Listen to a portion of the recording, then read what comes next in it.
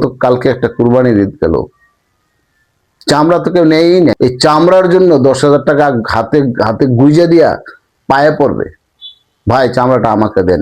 পায়ে পড়লাম 10,000 টাকা। আসসালামু আলাইকুম প্রিয় দর্শক, দেখেন আজকে গরু, মহিষ, ছাগল, ভেড়া, ওট, দুম্বা চামড়া নিয়ে কথা বলবো। চামড়া দেখেন, আমরা দেখছি ছোটকালে, যেমন 70-80 দশকে একটা গরু যদি মারা যাইতো তাহলে আপনার কসাই এবং বাজারে যে মুচি বলি আর কি, আমরা জুতা সেলাই করে, তারা চামড়াটা নেওয়ার জন্য পাগল হয়ে যেত। এত দাম ছিল চামড়ার। এবং এমনও দিন গেছে, এমনও শুনছি আমরা, যে গরুর চামড়ার জন্য বিষ খাওয়াইয়ে গোয়াল করে গরু মেরে ফেলছে কসাইরা এবং মুচিরা।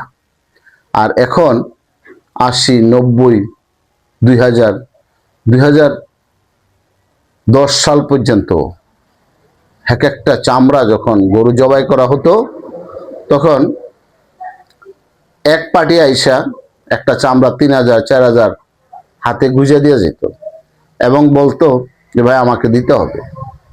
আরেক পার্টি আইসা বলতো যে না, কত দিছে ভাই? 5,000, আমি 200 টাকা বেশি, 500 টাকা বেশি চামড়া কিনে নিত।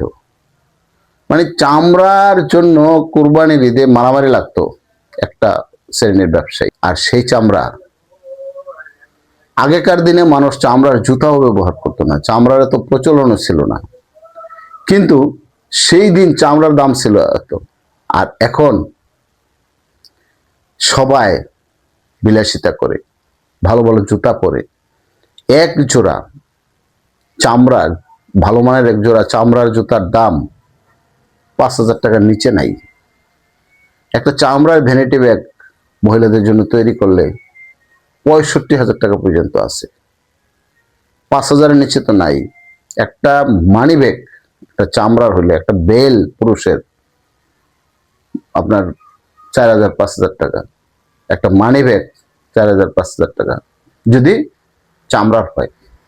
এই লেদারের এত দাম।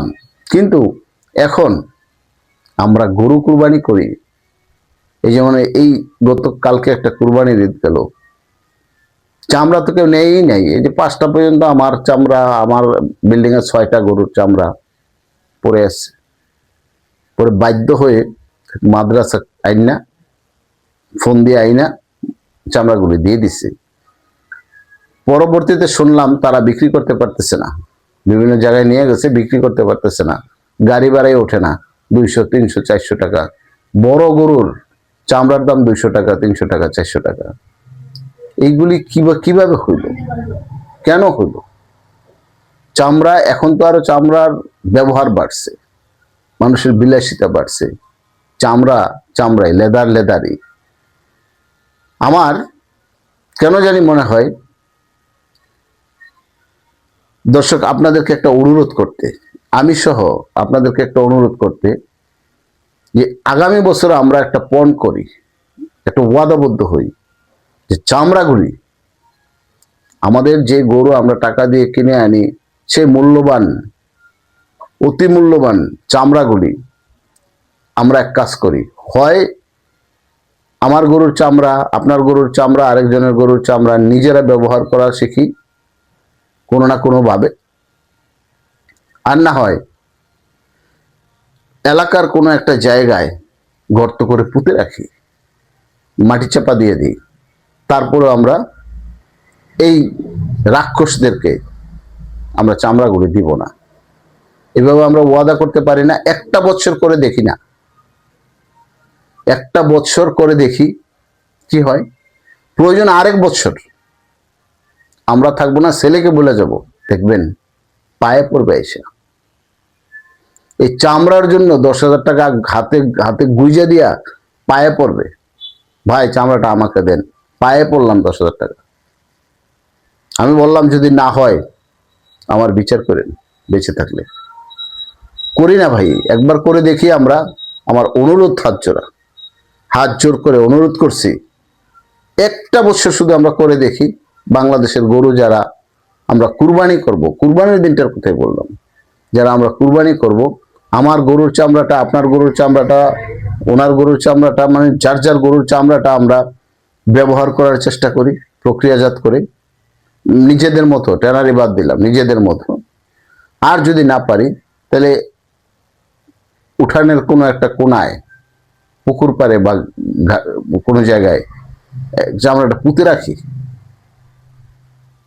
রাখি, যে আমি পুঁতে দিলাম গর্ত করে, মাটি চাপা দিয়ে রাখলাম, একটা বছর দেখি, একটা বছর ওয়াদা, অনুরোধ আপনাদের কাছে, একটা বছর করে দেখেন না, একটা বছর করে দেখেন, যদি না হয় আরেকটা বছর 10,000 টাকা হাতে গুঁজে দিয়ে পায়ে পড়বে, ফ্রি মাগনা চামড়া নিয়ে যায়। এত বড় একটা গরুর চামড়া, 2 লাখ 3 লাখ টাকার একটা গরুর চামড়া, 4 লাখ টাকার একটা গরুর চামড়া 200 টাকা দাম বলে, 1 লাখ টাকার একটা গরুর চামড়া 100 টাকা 200 টাকা দাম বলে। এটা কেমন? আগেকার দিনে একটা চামড়া নেওয়ার জন্য পাগল হয়ে যেত, গরু বিষ খাওয়া মাইরা রাত্রে চামড়া কেটে নিত, গরু চুরি করতো না, মাইরা চামড়া নিয়ে যেত। এবং রাস্তাঘাটে যখন গরু মারা যেত, কোথাও শুনলে পাগল হয়ে যেত কসাইরা এবং মুচিরা। কেন? আমরা একটু করে দেখি, একটা বছর করেন ভাই, আমার অনুরোধ, একটা বছর করি আমরা, প্রয়োজন 2টা বছর করি, পায়ে পড়বে, পায়ে দেখি। ধন্যবাদ।